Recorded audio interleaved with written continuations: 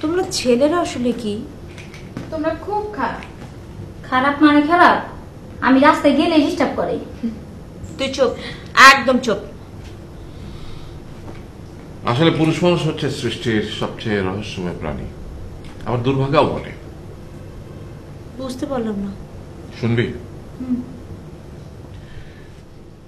গাধাকে সৃষ্টি করার পর তাকে বলা হলো সকাল থেকে সন্ধ্যা পর্যন্ত তাকে ক্লান্তিহীন পরিশ্রম করতে হবে। সারা জীবন তাকে পিঠে ভারী বোঝা বইতে হবে, খেতে পাবে শুধু ঘাস, আর তার মাথায় কোনো বুদ্ধি থাকবে না। তার আয়ু হবে 50 বছর।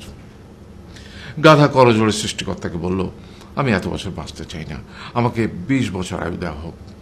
সৃষ্টিকর্তা সেটাই মঞ্জুর করলেন।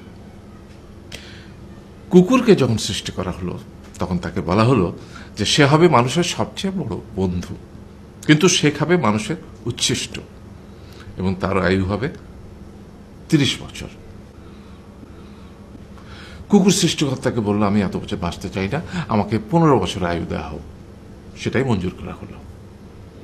এরপর বানরকে বলা হলো, তুমি শুধু গাছের এ ডাল থেকে ও ডালে ঝুল খাবে এবং নানান রকম ফন্দি ফিকির করে মানুষকে আনন্দ দিবে, তোমার আয়ু হবে 20 বছর।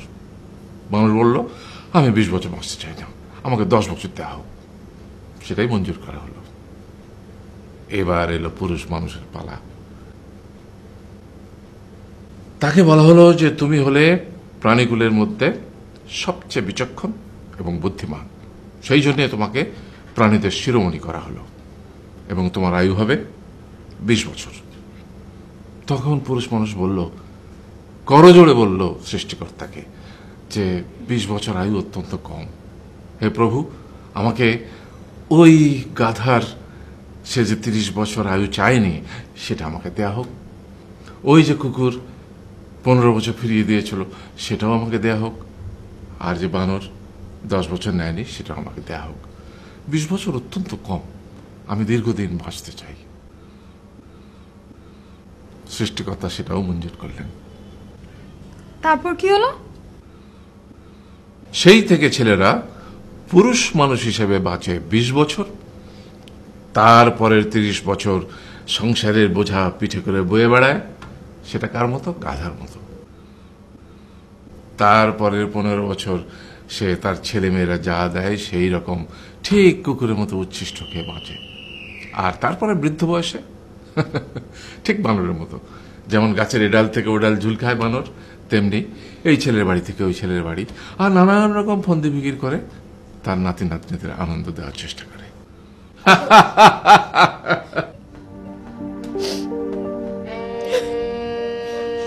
আরে এই থাম, কাঁদছিস কেন? তোমাদের কত দুঃখ বাবা, এত কষ্ট। আরে